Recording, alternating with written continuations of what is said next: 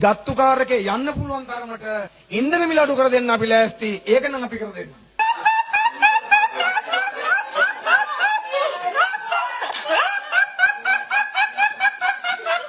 ඒක තමයි අපි කරන වැඩේ. වටපු ආර්ථිකය ගොඩ ගන්න අපි උදව් කරන්නම්.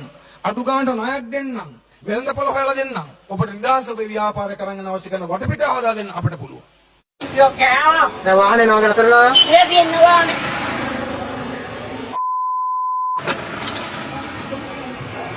වාහනේ හුලක් කොම්බේ ගාලා හුලන් ටික අරනකොට තෙල් ටික ඉවරයි. රට කෑවත් කමන්නේ අපිවත් කනවා.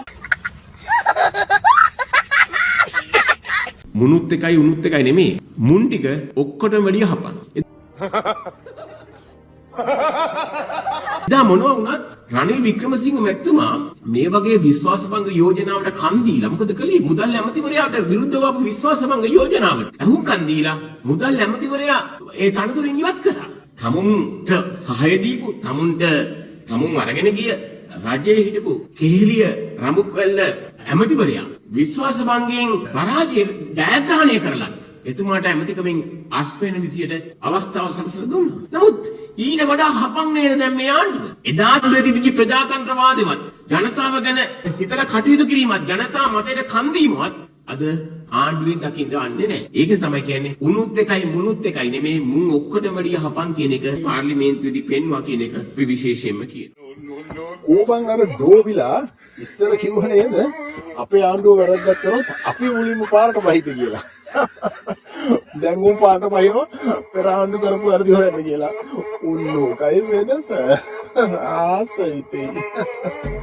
ගෑස් එක චුට්ටක් ඒ කාටලෙන් එළියට ගියොත් අර්බුදයක් හදනවා. ගල්ලංගුරු පොඩ්ඩක් එළියට ගියොත් කාටලකින් අර්බුදයක් හදනවා. කෑ ගස්සනවා ඇවිල්ලා. සල්ලි දීලා කෑ ගස්සන්නේ.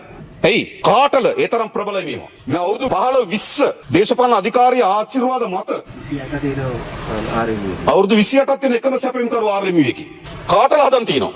නිලධාරීන්ට ප්‍රදානය කරලා තිබෙනවා. දේශපාලන අධිකාරිය අල්ලන් තියෙනවා. කළු ව්‍යාපාරයෙන් අල්ලන් තියෙනවා. මාධ්‍ය ආයතන පොම්ප කරලා තියෙනවා. මේ ඇත්ත කතාව. මේ විදිහට කාටල බින්දිනවා. කාටල බින්දිනකොට මොකද වෙන්නේ? කාටලත් නිකන් ඉන්නේ ඒගොල්ලෝ ක්‍රියාත්මක වෙනවා. ඒගොල්ලෝ බොරු මත හදනවා. බොරු ප්‍රවෘත්ති හදනවා. තොරතුරු රහස දෙනවා. ඊට පස්සේ ඇවිල්ලා කියනවා මාර්තු මාසේ ගෑස් සිගයක් එනවා කියලා. හරිද? මේවා වෙන්නේ මෙහිම අප්‍රේල් මාසෙනේ එනවා කියලා කියනවා. ඒ කාටල වල නියෝජිතයෝ අපි කාටල කඩනවා. කාටල කඩනකොට මොකද වෙන්නේ? අර සුව පහසුම නැ චුට්ටක් අර කවුරු 20 ගන්නක් තිබ්බේකනේ. පොඩි බාධාවක් ඇති වෙලා තියෙනවා. හැබැයි කාටලේ නොකඩුවා නම් අද ගෑස් නැහැ. Oh my god!